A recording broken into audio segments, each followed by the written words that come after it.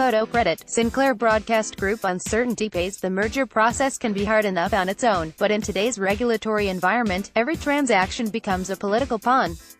One area where this is truly playing out is in the broadcasting industry, which has always had limitations on consolidation. Traditionally, companies could not merge if their combined stations would cover over 39% of the national audience. However, TV stations were allowed to deflate their reach because of the limited broadcasting distance of some channel wavelengths, resulting in around half of their potential audience being counted against the threshold. In 2016, a Democrat-led FCC revised the rule to count the full potential audience, making it tougher for local broadcasting conglomerates, which are generally regarded as more conservative than liberal, to grow. The deflator is seen as antiquated due to the switch to digital broadcasting in 2009. The Trump administration's FCC chairman, Ajit Pai, reinstated the deflator in April 2017, and the largest owner of TV stations, Sinclair Broadcast Group Inc. Nasdaq, SBGI, announced the acquisition of Tribune Company, NYSE, TRCO, the next month. Combined, they would cover 72% of the U.S. or 45% deflated. Then in November, the FCC further aided broadcasters by easing restrictions on ownership of more than one TV station in a market and cross-ownership to TV, radio, and newspapers. This would mean that Sinclair would potentially have to divest fewer stations to gain approval. Lawsuits and investigations ensued, and Sinclair's stock price has been on a roller coaster ride, falling 8.1% over the last month. On April 20, U.S. Court of Appeals arguments on why the FCC began using the audience deflator again appeared to go poorly for the FCC. This ruling would most likely not stop Sinclair's merger plans but adds haste to close the deal quickly. Noting that the court case will not be able to stop the Sinclair consolidation, on April 26, 22 Democrat senators demanded that the FCC stop reviewing and approving all deals until litigation has completed. Sinclair has been in negotiations with the FCC to determine how much of its portfolio is must-sell, currently proposing 23 stations. Part of the issue is that Sinclair wants to spin off some of these stations in sidecar agreements in which they sell to friends and family, but manage the stations as if they owned them. This would allow Sinclair to easily repurchase the stations if ownership rules are further relaxed. Is Tribune Media worth the hassle? The real question is whether this all matters. Sinclair is a Goliath already, reaching more households and owning more stations than any competitor. Management claims the purchase will be highly accretive, but it is dilutive and will raise total debt, EBITDA from 3.6x to near 5x.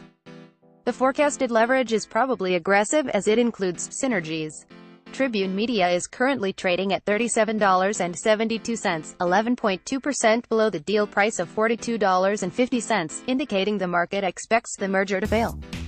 Finbox.io's fair value, a quant-based valuation composite price, shows Sinclair overpaying by $3.22. However, Tribune as an ongoing concern is really nothing better than a hold.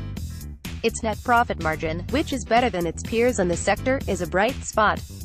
Efficiency ratios like ROIC and ROE, typically an indication of how management is doing, compare poorly to its peers. Source: Finbox.io. Price-wise, the stock appears slightly overvalued compared to its peers. Its P/E and price-to-sales are the second highest among 5 competitors. Source: Finbox.io. Tribune has had strong cash flow. Free cash flow yield, FCF, price, is average for the group. Enterprise value, FCF, is the second best of the group. F factors in market capitalization, debt, cash, preferred shares, etc. for a more holistic view of the company's worth. Source: Finbox.io. It is obvious that Sinclair is not buying Tribune for blockbuster growth. As noted in the slide below from Sinclair's May 8, 2017, investor presentation, it will increase its audience reach.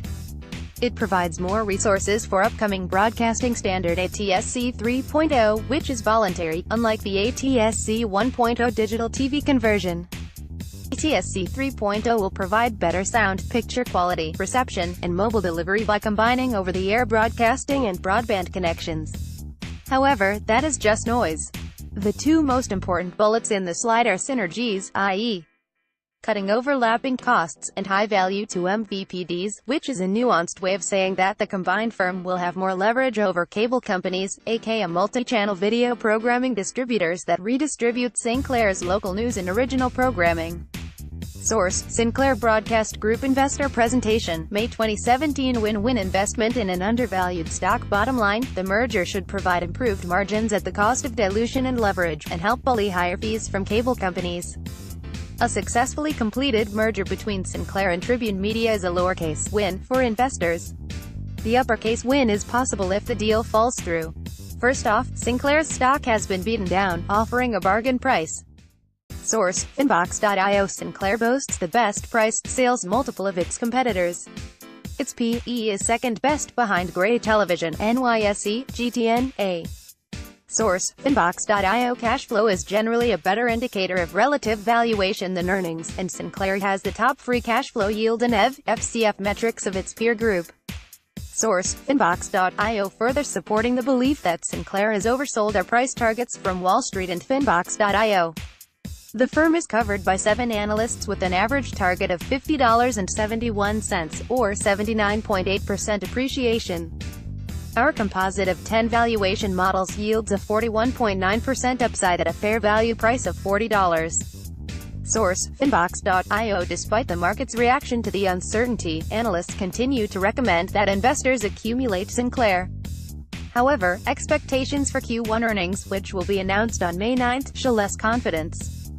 EPS estimates range from 8 cents to $1.05, indicating that the company is not managing expectations. As Sinclair missed estimates over the last 2 quarters, the stock could react poorly to the earnings release. Source: Finance.yahoo.com. One thing to keep in mind for earnings over the next 3 quarters is the midterm election. Spending on congressional races continues to trend higher, and records are expected to be broken in 2018. The Cook Political Report expects television advertising spend of $3.25 billion, $2.4 billion for local broadcast and $850 million for local cable, up from $2.8 billion in 2014's midterms. Source: OpenSecrets.org. A well-oiled machine, it is hard not to love a management team that can sweep the profit benchmarks. Most notable are superior net profit margin, and the ROIC, return on invested cash, and ROE efficiency ratios.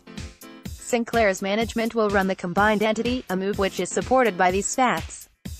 Source: Finbox.io. Another signal of management's discipline is net profit margin trending up more quickly than EBITDA margin. Source: Finbox.io. As noted earlier, the company will hike its leverage to buy Tribune Media. Sinclair is already the second most levered company in its group based on debt equity. Based on cash flow, total debt, the company has average leverage across its peers. Source: Finbox.io. Sinclair's current debt load is affordable. Its interest coverage ratio indicates it can pay its debt cost 3.5x over, second best in its group. Source: Finbox.io. Sinclair Broadcast Group, a win-win with 40% upside. Sinclair is probably a better investment if the merger unravels. While providing a cherry on top of a quality investment, the purchase of Tribune Media dilutes investors and further gears up a company that is already the second most leveraged in its group. The true benefits will be cost-cutting and more negotiating power with cable companies. Without the merger, Sinclair is a cheaper, more fiscally responsible company. It has strong margins, and its efficiency ratios prove that management is executing well. It is relatively undervalued compared to its peers based on price and cash flow metrics. Wall Street expects nearly 80% appreciation in the company, and all 7 analysts have a buyer-strong buy on it. Finbox.io's agnostic, quant-based valuation composite is optimistic too, but more conservative with a 41.9% upside. Sinclair looks like a good investment at this price, but buying on more negative news out of the FCC, DOJ, or Court of Appeals should add a little boost. Don't be afraid of the merger uncertainty with this win-win stock. This article was originally published here. Disclosure: we have no positions in any stocks mentioned, and no plans to initiate any positions within the next 72 hours. I wrote this article myself, and it expresses my own opinions. I am not receiving compensation for it. I have no business relationship with any company whose stock is mentioned in this article.